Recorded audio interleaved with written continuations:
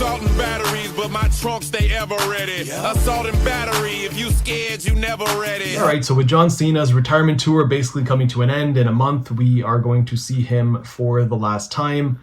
But I think it's only fitting that for the next Hall of Fame, that John Cena is the one to headline that class. You already have Stephanie McMahon announced as like a good 1B, but I feel like a good 1A and a guy who should be in a class, honestly, in of himself. And I feel like there are 4 guys, maybe 5 in history that deserve a class all to themselves. And I know the very first Hall of Fame class was Andre the Giant.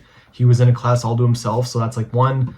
Another person I feel deserves it would be Hulk Hogan, Stone Cold Steve Austin, Vince McMahon Sr., I guess, the one who really created the WWF, and John Cena. I think those 5 are well deserving of just like a class of their own. With that being said, you know, it's a business at the end of the day, and they have so many guys to put in their Hall of Fame. But I do feel like John Cena, I don't want to say he's a shoo-in, but I feel like it is well deserving to have him be the headliner for the 2026 Hall of Fame. Keeping him in the WWE picture, having him at WrestleMania for one last time.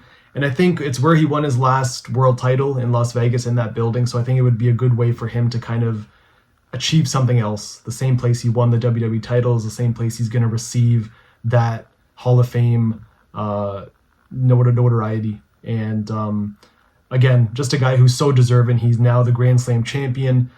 Definitely up there for the greatest of all time. You know, I know for me, I say it's Stone Cold Steve Austin, but John Cena is definitely up there for me as like a number 2, maybe even a number 1. I know when you compare stats and it's a different time, but John Cena's definitely done everything that, you know, a person who is considered the GOAT has done. You don't appreciate him until, you know, you have 1 month left, and I'm looking at like the merch and I'm thinking about all the times I saw him live, and you again, it's one of those things you don't appreciate it until you no longer have it.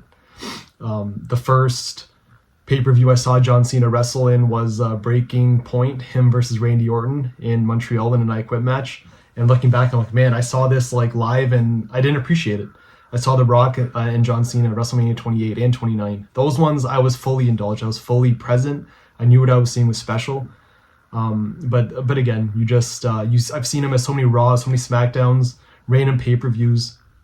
But I'm so glad to be part of like this once in a lifetime superstar who, you know, people say we may not ever see John Cena again, and we may not. But again, people said we never see Stone Cold Steve Austin again. I feel like John Cena has reached that Steve Austin level.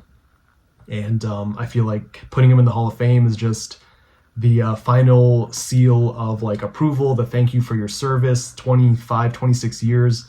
And definitely the greatest of all time. One of the greatest of all time.